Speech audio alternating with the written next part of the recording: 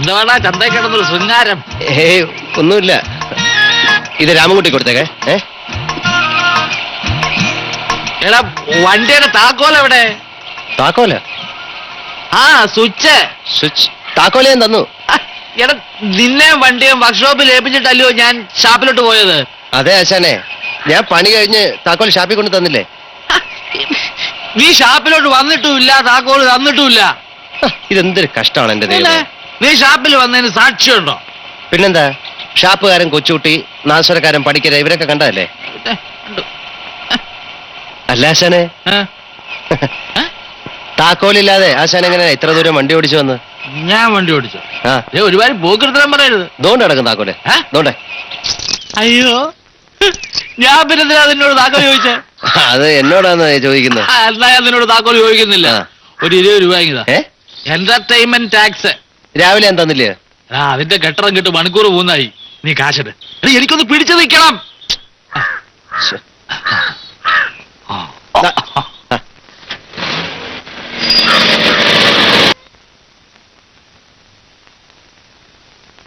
നല്ല ഗുരുത്വം, നന്നായി വരും, ചോട് കുറയ്ക്കും. കണ്ടാലറിയാം ഇല്ലേ അപ്പുകുട്ടാ?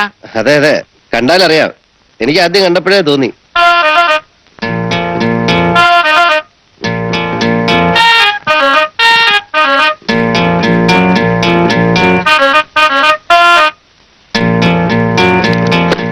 പക്ഷെ സുഗന്ധിയുടെ ചൂടിറക്കണെങ്കിലേ ഞാൻ പാടണം, ഇല്ലേ സുഗന്ധി? അല്ല അപ്പുകുട്ടാ, കൈമള സാർ അവിടെ? പുറത്തിരിപ്പുണ്ട്. ആഹാ, കൈമള സാർ ഇവിടെ വന്ന് നിൽക്കായിരുന്നോ? പല്ല് തേക്കോ കുളിക്കോ ഒക്കെ വേണമെങ്കിൽ ആകാം. ഞങ്ങളുടെ അക്കോമഡേഷൻ, ഫുഡ് ഇതൊക്കെ ഇവിടെയാണോ? അക്കോമഡേഷനോ? ഷോ, ഇംഗ്ലീഷ് പോലും അറിയില്ല. ഞങ്ങളുടെ താമസം, ആഹാരം ഇതൊക്കെ ഇവിടെയാണോ? ഓ എന്ന്, അതല്ല ഇവിടെ തന്നെയാ. ശരിയാവില്ല. ശരിയാവില്ല. അതെന്താ? ശരിയാവില്ല. അതെന്താന്നല്ലേ ചോദിച്ചത്? ശരിയാവില്ല എന്ന് പറഞ്ഞില്ലേ? ആഹാ, അങ്ങനെ ശരിയാകത്തില്ലെങ്കിലേ ഇവിടെയും ശരിയാകത്തില്ല. ഇതിനേക്കാ കൊടിയേറ്റ ആളുകളൊക്കെ ഇവിടെ ഒന്ന് താമസിച്ചിട്ടുള്ളതാ. എടാ അപ്പുകുട്ടാ, നീ ഇത് കേട്ടോ? അയാൾക്ക് ഇവിടെ ശരിയാകത്തില്ലെന്ന്. ശരിയാകത്തില്ലെന്ന് നമ്മളങ്ങ് പറഞ്ഞു വിടുമെന്ന് പറ. അതെ, ഞങ്ങൾ പറഞ്ഞു വിടും. അയ്യോ ടീച്ചറെ, അതൊന്നും വേണ്ട, എല്ലാം ഞാൻ പറഞ്ഞ് ശരിയാക്കാം. പ്ലീസ്.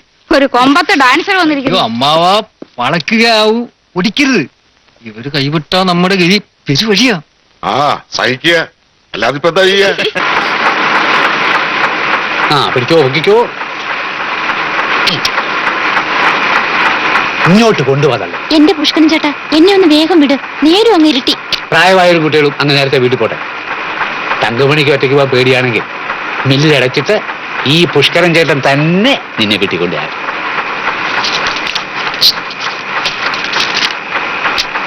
ചേച്ചി പോയാട്ടെ, ഞാനിവന്റെ മെയിൻ സ്വിച്ച് ഓഫ് ചെയ്യാൻ പോവാ. തൊട്ടുപോലെ മെയിൻ സ്വിച്ച് അല്ല, വേണ്ട, വാടക തരാത്തോണ്ട് നിന്റെ ഫ്യൂസ് ഞാൻ ഊരിക്കൊള്ളാം.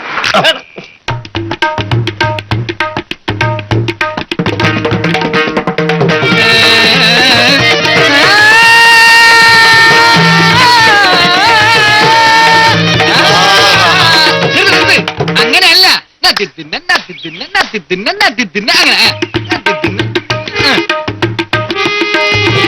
തമ്പലത്തിൽ വെച്ചു, കുറുമൊഴിക്കുന്നിൽ വെച്ചു, കുപ്പിവള തിരിച്ചുടഞ്ഞു. അവതാളം അടിക്കാടോ? ഇവനൊക്കെ എവിടുന്ന് വരണേ? അപസ്വരം പാടിയാൽ അവതാളമല്ലാതെ പിന്നെ ഏത് താളം അടിക്കുക? അവര് പാവം പറയും ഒരു ദോഷികള്. നീ പിടിക്കേ.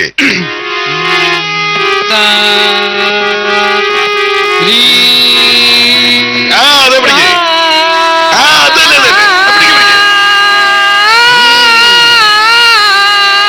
കൂത്തമ്പലത്തിൽ വെച്ചു, കുറുമൊഴിക്കുന്നിൽ വെച്ചു, കുപ്പിവള. എന്റെ ഭഗവതി, ഒടുക്കത്തെ തീറ്റി നിന്നിട്ട് ഇത് ഈ കോലത്തിലായതേ ഉള്ളൂ. ഇവന്മാരെ ഇന്ന് ഞാൻ പാർട്ടിക്കും.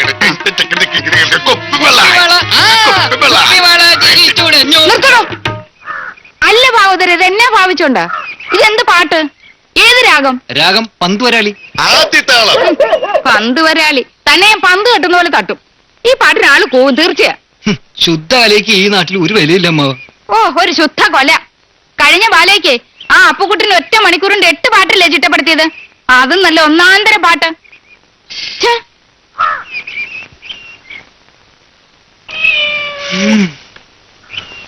അമ്മാവാ, ഇവർക്കൊക്കെ പറ്റിയത് എല്ലാ ഇളയരാജയോ ദേവരാജനോ ഒക്കെയാണ്.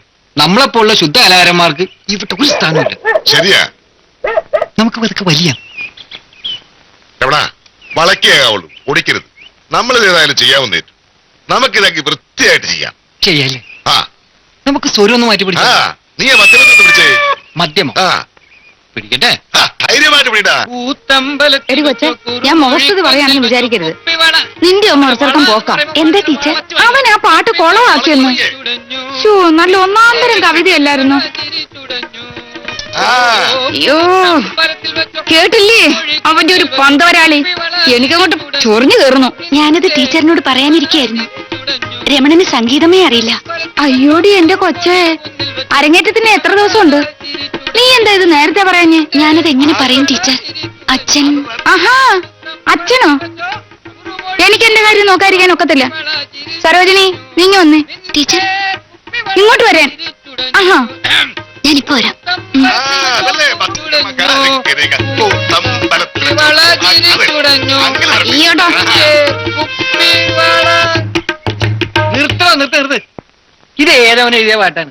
ഒരുമാതിരി കത്ത് എഴുതണ പോലെ പാട്ട് എഴുതി വെച്ചിരിക്കുന്നു. ഇത് കമ്പോസ് ചെയ്യാൻ പറ്റൂല. കവിയെ വിളിക്ക്. വിളിക്കേ. എഴുതേക്കാൻ അമ്മാവാ. അമ്മാവനും മരുമാനും എഴുന്നേറ്റാട്ടെ. രണ്ടും ഉപ്പ് ഇറങ്ങണം ഇവിടുന്ന്. 10:30 ബസ് ഉണ്ടെന്ന് തോന്നുന്നു. അതിക്കൊരു സ്ഥലം എടുപ്പോ. അമ്മാവാ, ഈ നാണക്കേട് ഞാൻ സഹിക്കൂല. സുഗന്ധിയെ വിളിച്ചോണ്ട് ഇപ്പൊ ഇറങ്ങണം. ഓ, അയാളുടെ ഒരു ചുഗന്ധി വലിയ ഹേമമാലിനെയാണെന്നായിരിക്കും വിചാരം. വിളിച്ചോട്ട് പോടന്ന്. അതിന് ടീച്ചർ എന്തിനാ ഇങ്ങനെ ചൂടാവുന്നേ? പിന്നെ? ഞങ്ങളങ്ങ് പോയേക്കാം. സുഗന്ധി ഇവിടെ നിന്നോട്ടെ. അരങ്ങേറ്റത്തിന് അന്ന് ഞങ്ങളിങ്ങ് വരാം. ആ, അതാ നല്ലത്.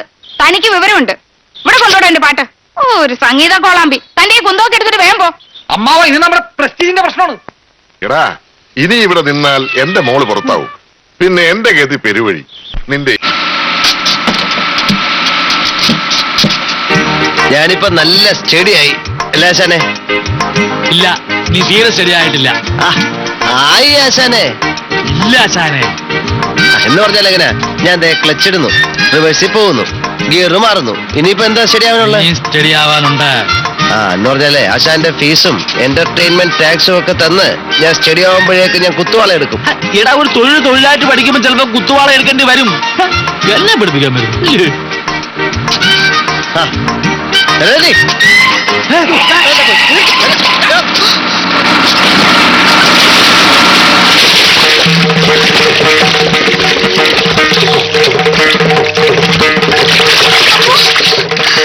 വലുത് പറ്റിയപ്പോ ഒന്നും വേണ്ടിയില്ല. എവിടെ കിടക്കുന്നു? ആശാൻ അതൊരു പ്രശ്നമല്ല. ഇതിനു മുമ്പ് ഇതേ സ്ഥലത്ത് വീണ്ടുള്ള നല്ല പ്രാക്ടീസ്. നിന്നോട് 1000 വട്ടം ഞാൻ പറഞ്ഞതാ നീ ശരിയല്ല. ഇപ്പൊ മനസ്സിലായി. ൂശുണ്ടല്ലോ തള്ളിക്കേട്ടെ. വൻപിച്ച റിഡക്ഷൻ സെയിൽ. കത്തികൾക്ക് വീണ്ടും വില കുറച്ചിരിക്കുന്നു. വാളുകത്തി, കറിക്കത്തി, വാക്കത്തി, പിച്ചാത്തി, വട്ടമുന, കൊച്ചുപിച്ചാത്തി, തൂമ്പ, ഇലവെട്ടി. കൊച്ചുപിച്ചാത്തി, വട്ടമുന, വാളുകത്തി, തൂമ്പ. വൻപിച്ച റിഡക്ഷൻ സെയിൽ. കത്തികൾക്ക് വൻപിച്ച റിഡക്ഷൻ സെയിൽ. കൊച്ചുപിച്ചാത്തി, തൂമ്പ, വട്ടമുന. വൻപിച്ച റിഡക്ഷൻ സെയിൽ. കത്തികൾക്ക് വീണ്ടും വില കുറച്ചിരിക്കുന്നു. വട്ടമുന, കൊച്ചുപിച്ചാത്തി, തൂമ്പ, ബില്ലിനെ ബാധിക്കുന്ന പണി പാറ്റിട്ട്. വാളുകത്തി. എടാ, നിന്നോടാ പറഞ്ഞു ബില്ലിനെ ബാധിക്കുന്ന പണി പാറ്റിയാൻ. ഇലവെട്ടി 15 രൂപയ്ക്ക് ഇലവെട്ടി വേണോ? വൻപിച്ച റിഡക്ഷൻ സെയിൽ. ഇവന്റെ ദുബായ് പോക്ക് മുടങ്ങി ഇവൻ തെണ്ടി കുത്തുവാളെടുത്ത് തെണ്ടുന്നത് എന്റെ കൺകുളൊക്കെ കാണിക്കണേ. ദേവി, ഭുവനേശ്വരി, മഹാമായേ.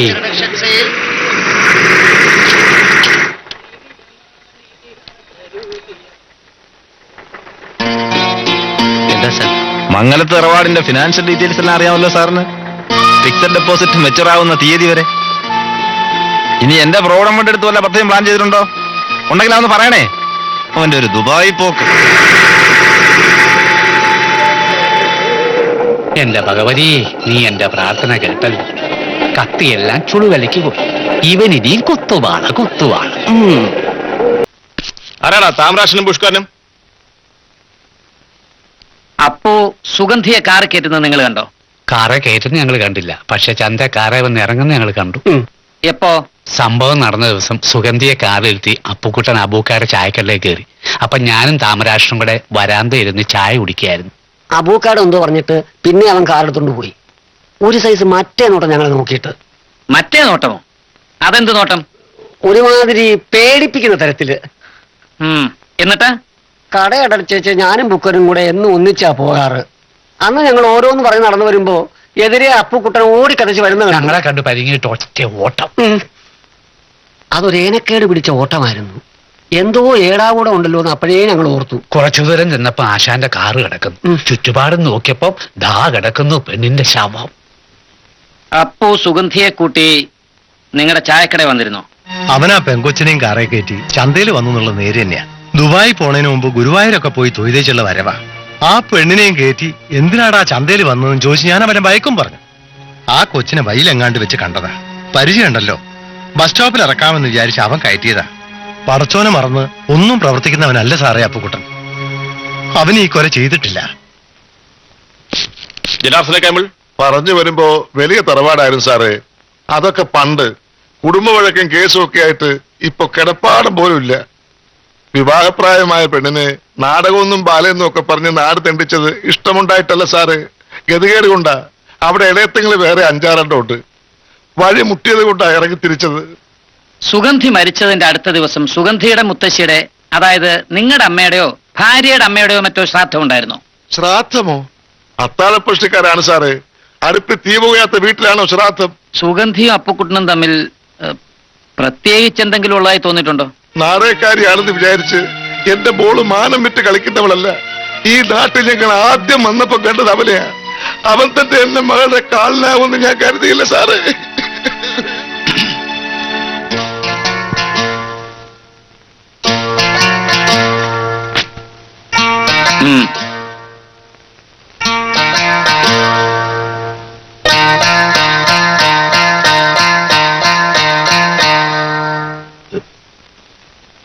തന്റെ പേരെന്താ?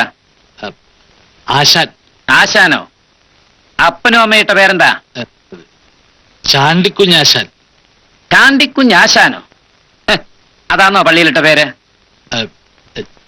ചാണ്ടിക്കുഞ്ഞ്. പിന്നെ ഈ ആശാനോ? അതാരിട്ടു? ആരിട്ടടോ? ഞാൻ തന്നെ. പകൽ മുഴുവൻ ഡ്രൈവിംഗ് പഠിപ്പിക്കല്, രാത്രി ശവം കയറ്റല്. അങ്ങനെ ഒരു സൈഡ് ബിസിനസ് ഉണ്ടോ തന്റെ കാറിന്? അയ്യോ ഇല്ല സാറേ. ഗുരുവായൂർ പോകണം തൊഴണമെന്നൊക്കെ പറഞ്ഞ് കരഞ്ഞ് കാല് പിടിച്ചത് കൊണ്ടാ ഞാൻ അപ്പൂന് വണ്ടി കൊടുത്തത്. വരാൻ താമസിച്ചപ്പോ ഞാൻ വല്ലാതെ വിഷമിച്ചു. കാത്തിരുന്ന് മടുത്തിട്ടാ ഞാൻ വീട്ടിലേക്ക് പോയത്. എവിടെ കാത്തിരുന്നു? അവിടെ. എവിടെ? അവിടെ അവിടെ ഉണ്ടല്ലോ. എന്തുണ്ടെന്ന്? പുല്ലങ്ങാട്ട്. പുല്ലങ്ങാട്ട് എവിടാടാ? ഷാപ്പില്. ഏത് ഷാപ്പില്? TS number 53. ഓ പൊയ്ക്കോളാൻ. ഞാൻ പോവാനോ? പിന്നെ അകത്ത് കയറി കിടക്കണോ? വേണ്ട. പൊയ്ക്കോ.